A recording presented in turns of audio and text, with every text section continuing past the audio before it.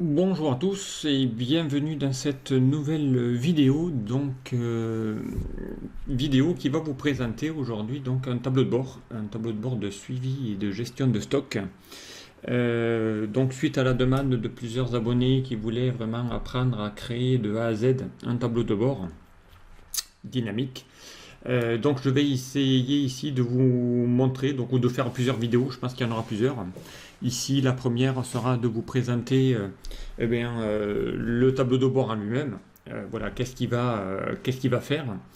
Et dans une deuxième vidéo, une troisième vidéo, je ne sais pas combien il y en aura pour l'instant, je vous montrerai pas à pas comment construire un tableau de bord et surtout la méthodologie, puisque vous allez voir que la méthode qui va être utilisée pour construire ce tableau de bord va être exactement le même dans tous les autres tableaux de bord qu'on peut créer sur Excel. Voilà, donc ici, voici la page de garde et le menu principal de ce tableau de bord. Voilà, de gestion des stocks. Donc pour ça, on a besoin de quelques petites informations, notamment ici, on aura besoin d'une liste.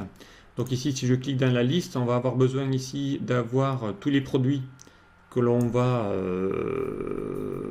gérer. Donc aussi bien les produits, qu'ensuite les catégories. Donc ici, on a les produits qui peuvent être ici catégorisés par thème. On peut également y associer ici dans un tableau les régions, si on sait qu'on doit gérer des produits par région ou site géographique. Donc là, ce tableau-là, évidemment, il pourra être adapté par rapport à vos besoins à vous. Ensuite, donc, on a besoin de partir, puisque on doit gérer des stocks, pour chacun des produits, bien avoir un stock et un solde initial qui va vous permettre ici de pouvoir avoir votre point de départ de votre stock initial. On aura évidemment ici un stock de sécurité, donc où on pourrait mettre des alertes s'il y a besoin. Et évidemment, on va se fixer un stock minimum derrière qui va vous permettre ici de pouvoir, dans votre suivi des stocks, savoir si vous êtes en dessous du stock ou pas, notamment si on doit ici gérer ici des stocks mini. Ensuite, on aura ici des petits tableaux qui vont vous permettre de pouvoir faire des listes. Donc ici, puisqu'on va faire des entrées et des sorties de stock. Voilà, ici on a une liste qui va vous permettre ici de pouvoir avoir cette liste-là de catégories va vous permettre ici d'avoir une liste déroulante qui va automatiquement s'adapter. Si je souhaite ici avoir une catégorie, vous allez voir une catégorie D. Bon, après c'est vous qui allez changer les noms évidemment. Et bien ici vous allez voir qu'automatiquement dans votre liste va se recréer la nouvelle catégorie. Donc ici on a créé des petites listes dynamiques qui vont vous permettre ici de pouvoir gérer tout ça. Pareil pour les régions, donc ici on a une région Est, Nord, Ouest, Sud, donc ici vous pourriez faire ça par département et autres. Même principe ici d'une liste déroulante qui va vous permettre ici de pouvoir gérer tout ça. Voilà, donc ça c'est la base, donc ici de pouvoir gérer votre catalogue de produits avec ici les catégories pour chacun. Okay. Allez, on va revenir dans le menu, donc ensuite évidemment on va avoir à gérer ici mes stocks et mes suivis. Donc ici on va cliquer dans ce bouton là pour accéder à tous mes suivis d'entrée-sortie. Alors ici comment ça se passe? Bien ici j'ai une date d'entrée ou de sortie. Donc voilà, ça peut être des dates de commande ou des dates de livraison, peu importe. Ici on y a mis, moi j'ai mis un numéro de commande, mais vous pourriez mettre des bons de livraison, peu importe, ou des bons de sortie. Ici on y a mis évidemment le produit avec encore une fois une liste déroulante qui va apparaître, qui va avoir ici la liste de tous les produits que l'on gère dans la société. Ensuite, donc, on va y mettre ici la région dans laquelle il est. Donc ici, ça va se mettre automatiquement, puisque quand je vais sélectionner par exemple un produit, voilà, il va automatiquement chercher la région dont on gère le produit et également la catégorie, puisque derrière, il va utiliser ma liste ici. Donc grâce au nom de produit, je vais pouvoir récupérer son solde initial, je vais pouvoir récupérer son stock minimum, je vais pouvoir récupérer sa région et sa catégorie. Voilà, donc ici ça va vous permettre de pouvoir gérer tout ça.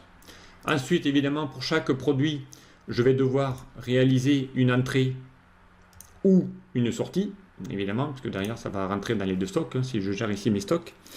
Ensuite, on va y mettre évidemment la quantité correspondante, soit de l'entrée ou de la sortie de ce produit. Et automatiquement, donc, il va gérer le solde à partir ici de mon solde de départ. Et ici, donc, il va vous afficher un petit rappel de votre solde minimum. Ok. Donc, si je dois ici saisir une autre donnée, donc évidemment, il faudra aller ici dans le bas du tableau. Et ici, donc, par exemple, si je veux mettre quelque chose au 21 mai, par exemple, voilà, donc automatiquement, il va se mettre ici, il va chercher ici un numéro de commande que j'ai généré automatiquement. On va lui sélectionner un produit, par exemple, si je prends ici mon produit, je ne sais pas, 12, voilà, aujourd'hui on avait un stock et un solde à 2500, donc on va chercher ici mon produit 12, voilà. On sait que le produit 12, il est bien ici en région nord, voilà, qui fait bien partie de la catégorie voilà, C.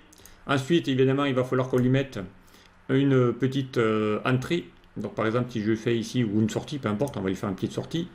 Donc là, on avait un solde initial à 2500. Donc, dès que je vais mettre, par exemple, 100, vous allez voir qu'automatiquement, il va passer à 2600.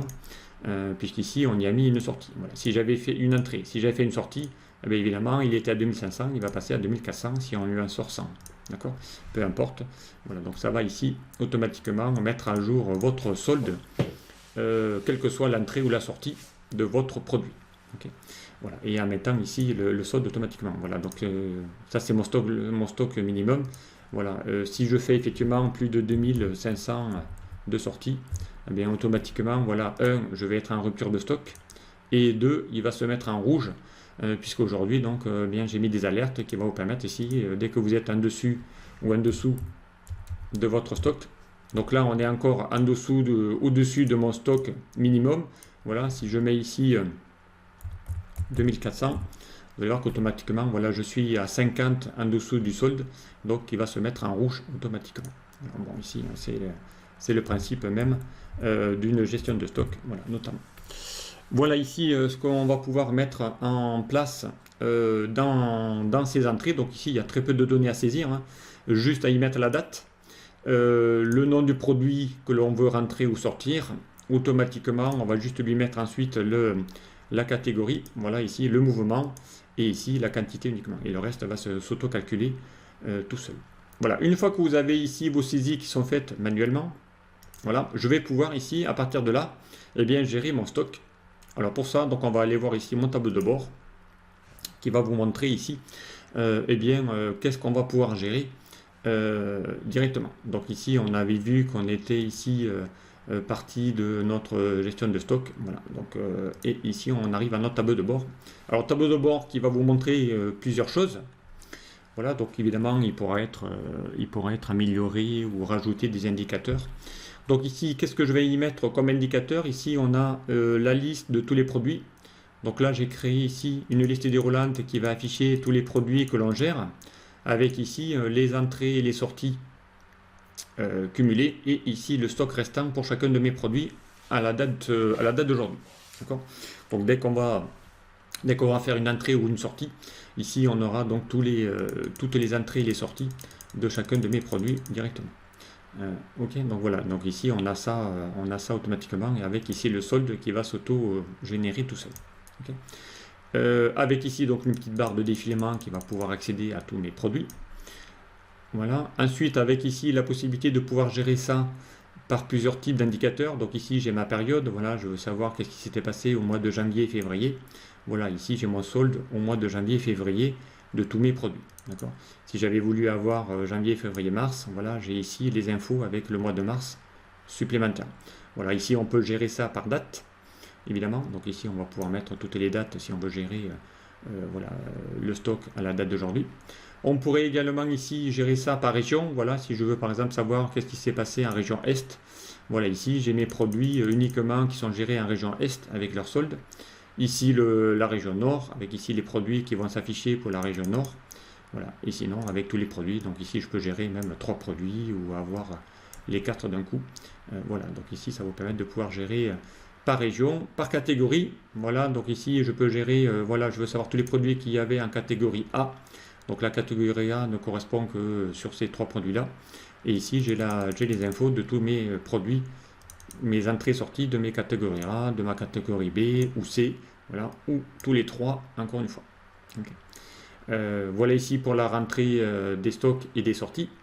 Ensuite, on a évidemment ici un autre indicateur qu'on va gérer. Ici, une répartition par région. Ici, tout cumulé. Voilà, si je veux avoir ici la catégorie B, eh bien, je vais afficher ici uniquement les infos de la catégorie B pour les régions correspondantes. Okay. Donc après ici, hein, je peux aller gérer région par région et ici bien mettre voilà, les infos correspondantes. Voilà, donc ici un tableau de bord qui va pouvoir gérer la répartition par région. On a la même chose ici, mais avec un cumul de tous les soldes et des quantités que l'on a en entrée et sortie. Donc en bleu, nous avons les entrées, en orange, les sorties. Et ici, donc, on va pouvoir gérer aussi bien voilà, le cumul par catégorie avec ici le cumul des entrées et des sorties que l'on a. Encore en dessous, donc ici, on aura un autre petit indicateur qui va vous afficher à temps réel quel est le stock restant de chacun de mes produits. Voilà, que vous avez là. Donc ici, hein, si je descends voilà, vers le bas, ici, vous allez avoir les produits 8, 9, 10, 11, 12. C'est ce qu'on a là, 8, 9, 10, 11, 12. Voilà, si je continue encore à avoir ici les 16, 17, 18, 19 et 20, et bien là je vais avoir les 16, 17, 18, 19, voilà. Et ici on aura les soldes correspondants. D'accord.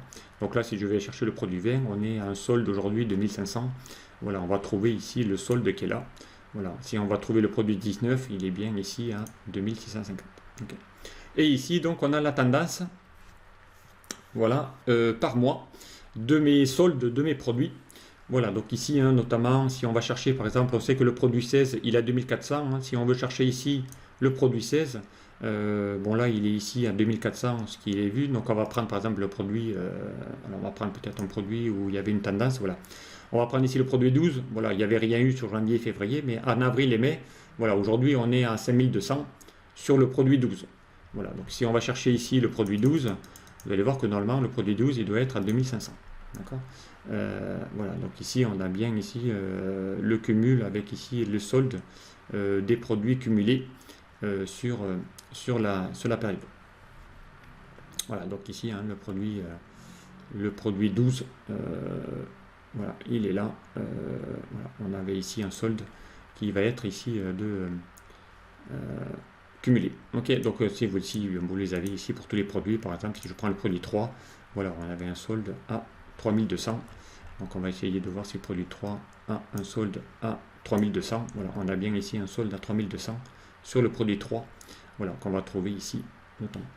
Avec ici donc l'évolution qu'il y aura sur les périodes en question. Voilà. Donc ici on peut sélectionner tous les produits ou afficher uniquement produit par produit. Voilà ici le type d'indicateur que l'on peut avoir. Donc on essayera évidemment de le construire pas à pas. Et puis bien sûr, on a besoin ici d'avoir, bien pour avoir ce tableau de bord, on est obligé ici d'avoir une phase de calcul. Et ici donc on a nos fameux tableaux croisés dynamiques qui vont vous permettre ici de pouvoir gérer les petits graphiques que l'on voit ici dans notre tableau de bord. Voilà, ici ces petits graphiques viennent ni plus ni moins de mes calculs ici. Voilà, donc avec ici un TCD, deux TCD, voilà. Je vous rappelle que pour actualiser les TCD, hein, on va juste lui dire d'aller actualiser tous les TCD, voilà, et ça va se faire automatiquement.